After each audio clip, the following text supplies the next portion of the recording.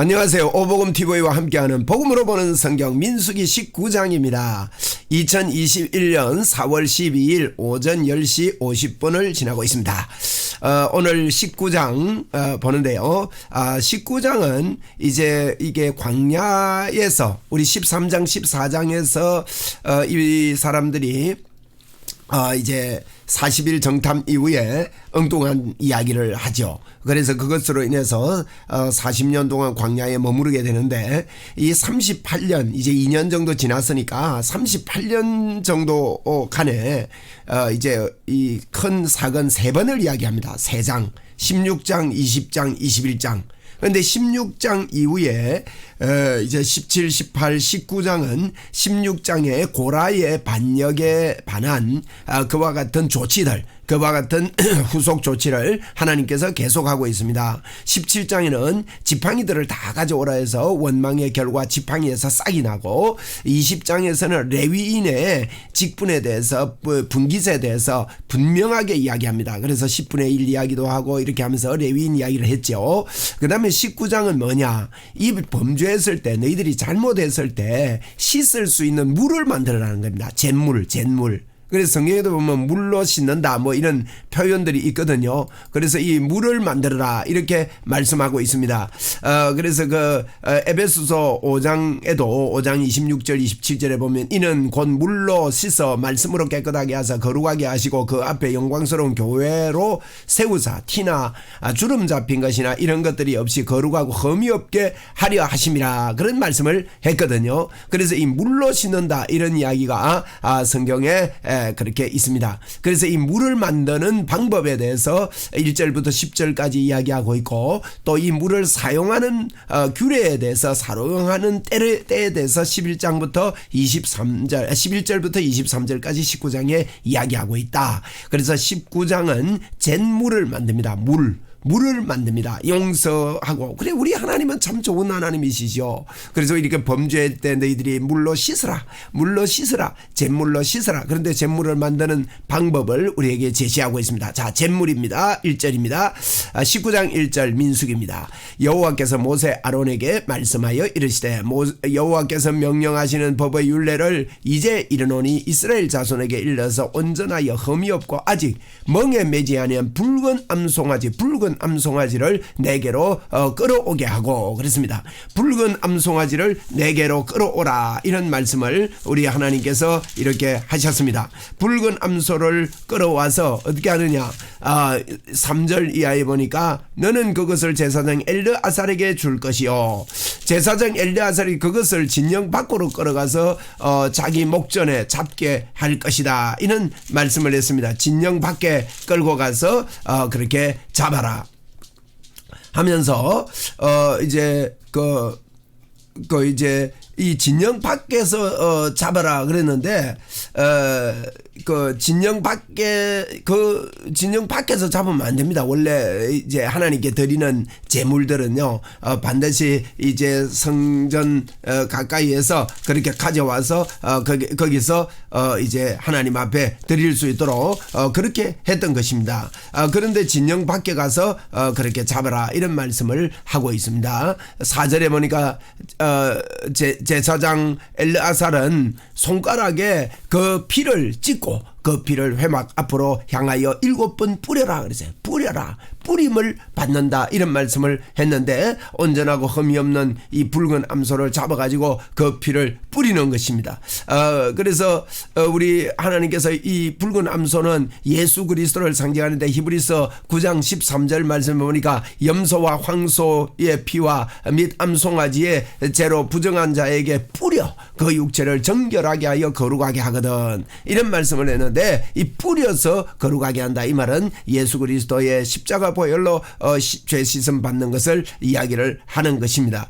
그래서 이거 뿌려라 이런 말씀을 했는데 피 흘림이 없이는 죄 사할 수 없다. 오늘 이 말씀 보니까 뿌려라 이 말은요 히브리서 9장 22절에 피 흘림이 없이는 제사함이 없다 그렇게 말했고, 또 이 뿌린 피를 이렇게 흘려라. 그 다음에 두 가지 준비해요. 일단 황소를 이 소를 잡는데 피를 뿌려라. 그 다음에 피를 흘려라. 그 다음에 피를 뿌려라. 그 두 가지입니다. 피를 뿌린다는 말은 이제 베드로전서 1장 12절에 보면 예수 그리스도의 피뿌림을 얻기 위하여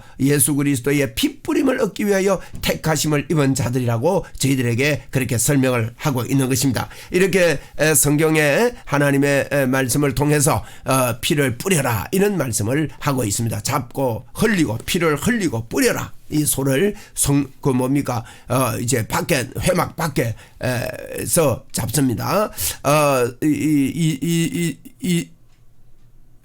그 3절에 보니까 너는 그것을 제사장 엘레아살에게 주는데 진영 밖에 나가서 그렇게 잡는 것입니다. 5절입니다. 그 암소를 자기 목전에서 불사르게 하되 그 가죽과 고기 피와 똥을 사르게 해라. 진영 밖에서 하는 겁니다. 동시에 제사장은 백항목과 우슬초와 홍색 실을 가져다가 송아지를 사르는 불 가운데 던져 넣어라 그럽니다. 제사장은 지금 만드는 법입니다. 잿물을 만드는 법입니다. 이렇게 해서 밖에서 잡아가지고 피를 뿌리고 그 다음에 이제 그렇게 이제 불을 태우는 것입니다. 제사장은 자기 옷을 빨고 물로 몸을 씻은 후에 진영에 들어갈 것이라 그는 저녁까지 부정하다. 그리고요 송아지를 불사른 자도 자기 옷을 물로 빨고 물로 씻고 또 물로 그 몸을 씻을 것이라 그도 저녁까지 부정하리라. 이에 정결한 자가 송아지의 죄를 거두어 자 이제 다 태웠으니까 그 죄를 거두어 이제 제물 만드는 방법입니다. 죄를 거두어 가지고 진영 밖 정한 곳에 깨끗한 곳에 둘지니 이것은 이스라엘 자손 회중을 위하여 간직하였다가 부정을 씻는 물을 위해 간직할지니라. 이것은 속죄제니라. 속죄제를 참 특이하게 잿물을 만들 것을 이야기를 하고 있습니다. 이 물을 만듭니다. 특이하죠, 그죠? 물을 만들어서 그래서 이제 암송아지의 죄를 거둔 자도 자기의 옷을 빨며 저녁까지 부정하리니 이는 이스라엘 자손과 그중에 거류하는 외인에게 영원한 규례니라. 자 이제 11절부터는 이제는 10절까지는 제물을 만드는 방법입니다. 붉은 암소를 가져다가 진영 밖에서 그를 잡아가지고 이렇게 피는 가져와서 이렇게 회막문 앞에서 뿌리고 피를 흘리고 뿌리고 그래가지고 이제 이걸 태워가지고 그걸 재를 만들어가지고 정한 곳에 바람이 안 날리고 비도 안 맞도록 잘 이렇게 보관을 하는 것입니다. 자 11절 이하부터는 이제는 이것을 어떻게 사용하는가 어디에 사용하는가입니다. 자 사람의 시체를 만지는 자는 이래 동안 부정하리니 여러분 시체를 만진다면은 첫째로 여러분 죽음은 이제 죄에서부터 왔습니다. 그래서 죄를 만진다는 것과 연관할 수가 있고요. 두 번째는 사람의 시체를 만지면 여러분 그 시체에 병균이 많습니다. 그래서 그 병균이 사람에게 오를 수 있고 60만 대군 남자만 20세 이상의 남자만 60만 대군이니까 얼마나 많은 사람들입니까? 그 병균들이 확산돼 가지고 퍼지는 것을 막기 위한 하나님의 사랑의 조치라고 할 수 있는데 그들에게 셋째 날 곧 일곱째 날에 셋째 날과 일곱째 날에 잿물로 그 자신을 정결하게 할 것이라 그리하면 정하려니와 셋째 날과 일곱째 날에 자신을 정결하게 하지 아니하면 그냥 부정하니. 그리고 정결하게 안 하면 부정하니까 정결하게 잿물로 씻고 격리되어 있어야 됩니다. 하나님께서 이렇게 합니다. 그래서 이 죄가 다 떨어지고 없으면 또 나가서 송아지를 잡아서 잿물을 만들고 이렇게 해야 되겠죠. 13절에 누구든지 죽은 자의 신체를 만지고 자 죽은 자의 시체를 만지고 자신을 정결하게 하지 아니하는 자는 여호와의 성막을 더럽힘이라. 그가 이스라엘에서 끊어질 것은 정결하게 하는 물을 그에게 뿌리지 아니하므로 깨끗하게 되지 못하고 그 부정한 그대로 있음이니라. 그렇게 말씀합니다. 14절에 장막에서 사람이 죽을 때의 법은 이러하니 누구든지 그 장막에 들어가는 자와 그 장막에 있는 자가 이래 동안 부정할 것이니라. 7일 동안 여러분 부정합니다. 7일 동안 병균이 올라붙고 여러분 사람이 딱 이 숨이 끊어질 때요 그 사람 안에 있는 그 병균들이 확 다 올라온답니다. 그때 조심해야 됩니다. 그래서 예수 안 믿는 사람들 여러분 이런 이야기 들어봤습니까? 초하루 날부터 조상집에 가는 거 아니다. 그럼 조상집 안 가요.